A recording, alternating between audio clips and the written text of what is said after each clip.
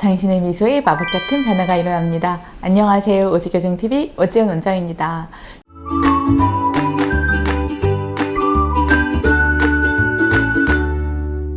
교정을 하고 있는데 꼭 교정용 칫솔을 써야 하나요? 이 질문을 제가 최근에 좀 많이 받았어요.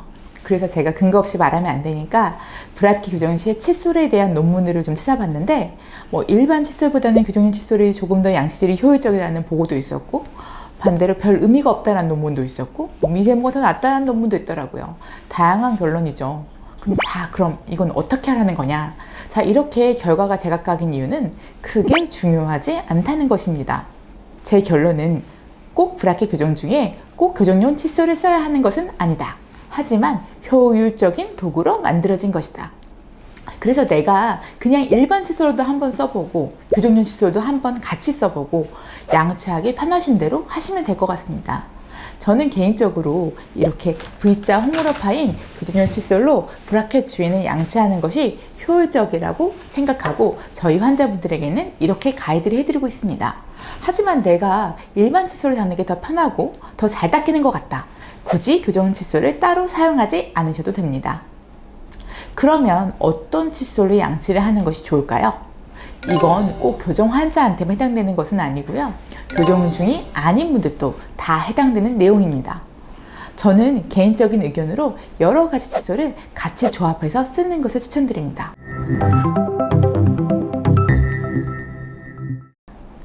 첫 번째, 일단 부드러운 미세모 칫솔은 하나 기본으로 사용하시는 것이 좋습니다.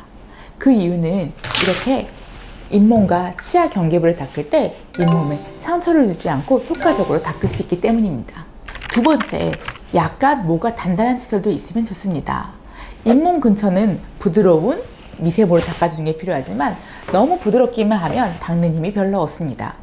그래서 부드러운 치태는 괜찮지만 끈적끈적한 음식을 먹었거나 착색이 되는 음식을 먹거나 하셨을 때는 잘 안 닦일 수 있습니다.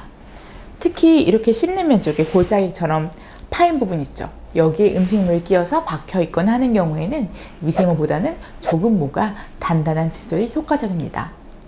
하지만 단단한 칫솔모로 잇몸 부분을 강하게 닦는 경우에는 잇몸이 다칠 수 있으므로 잇몸 부분은 피해서 닦으시면 됩니다. 세 번째, 저는 여러 가지 디자인의 칫솔을 번갈아 가면서 아침, 점심, 저녁 다르게 사용하는 것도 저는 괜찮은 것 같습니다.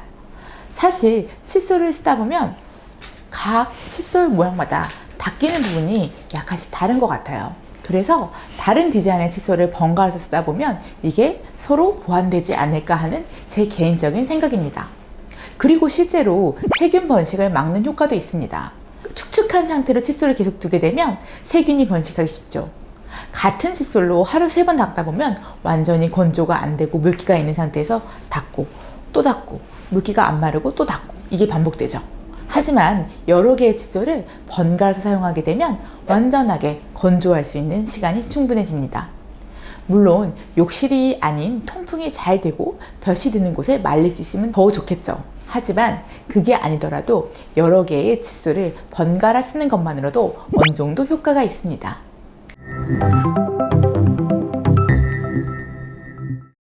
네 번째, 치간 칫솔이나 엔드터프트 같은 보조 칫솔을 효율적으로 사용을 합니다. 치간 칫솔은 치아와 치아가 만나는 점 하방 잇몸과의 이 사이에, 엔드터프트는 치아 맨 안쪽 끝이나 일반적인 크기의 칫솔 헤드가 들어가기 힘든 부분에 사용하시면 효과적입니다. 다섯 번째, 칫솔 디자인보다 더 중요한 점 중에 하나가 칫솔을 제때 잘 바꿔주는 것입니다. 보통 일반인들은 칫솔을 한 달에 한 번 정도 교체하게 되죠. 그런데 내가 브라켓으로 교정 중이라면 교정 브라켓 때문에 칫솔이 더 빨리 망가지게 됩니다. 그리고 만약에 한 개의 칫솔로 하루 3번 혹은 교정 중이라면 더 자주 양치를 하게 되죠. 그렇다면 우리가 계산을 해보면 교체 주기는 더 빨라져야 합니다. 칫솔모가 끝이 무뎌지면 그 어떤 칫솔로도 양치질이 제대로 될 수가 없습니다. 그래서 사실 칫솔 디자인 고민보다 칫솔을 제때 바꿔주는 것이 더 중요하다고 할 것 같습니다. 여섯 번째, 칫솔 헤드 부분을 작은 걸 고르세요. 칫솔 헤드는 칫솔이 앞쪽 머리 부분을 이야기하는 건데 사이즈가 작은 것이 좋습니다. 머리가 너무 크면 구석구석 닫기가 어려워요. 저는 시중에 파는 칫솔들의 헤드 부분이 크다고 생각을 합니다. 얼굴이 많이 작은 여성분들 같은 경우에는 어린이용 칫솔을 쓰는 것도 방법입니다. 아, 나는 너무 어렵다. 마트에서 칫솔을 고르기도 어렵고 뭘 사야 할지도 모르겠다. 복잡한 것은 싫다. 생각하기 싫다. 이런 경우에는 우리 교정 처음 시작할 때 칫솔 세트 받으셨죠? 그대로 구입하셔서 사용하시면 큰 실패는 없습니다. 치과에 칫솔을 포함한 구강용품을 비치해 놓는 이유는 양치 교육을 하고 좋은 구강용품을 어떻게 사용해야 할지 가이드하고 알려드리기 위해서입니다. 그렇기 때문에 보통은 판매하기 전에 제품을 치과 의사랑 의사들이 먼저 써보고 괜찮은 것을 고릅니다. 또 중간에 환자분들로부터 계속 피드백을 받아서 병원에서 드리거나 판매했던 칫솔에 문제점이 있으면 다른 제품으로 교체를 하게 됩니다. 실제로 병원에서 파는 제품들은 저를 포함한 직원들도 구입해서 집에서 쓰는 제품들입니다. 그래서 치과에서 파는 것을 사시면 큰 실패는 없다. 이렇게 생각하시면 될 것 같습니다. 그리고 칫솔 얘기가 나오면 꼭 나오는 질문이 있죠. 전동 칫솔은 어때요? 오토픽은 어때요? 자, 전동 칫솔은 특별하게 일반 칫솔보다 양치질이 잘 되거나 하는 것은 아닙니다. 그런데 제 생각에는 어린이들한테서 흥미 유발용이나 아니면 청소년기나 성인에서는 칫솔을 손으로 이렇게 진동운이나 회전을 줘서 닦기가 귀찮다. 이런 경우에는 나쁘지는 않은 것 같습니다. 꼭 필요하거나 추천드리는 것은 아닙니다.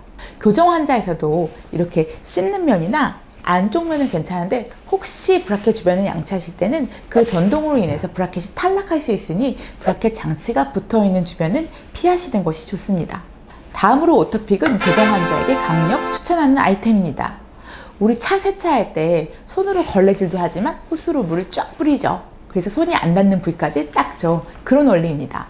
내가 구석구석 양치질을 하지만 칫솔모가 닿지 않는 부분들이 있습니다.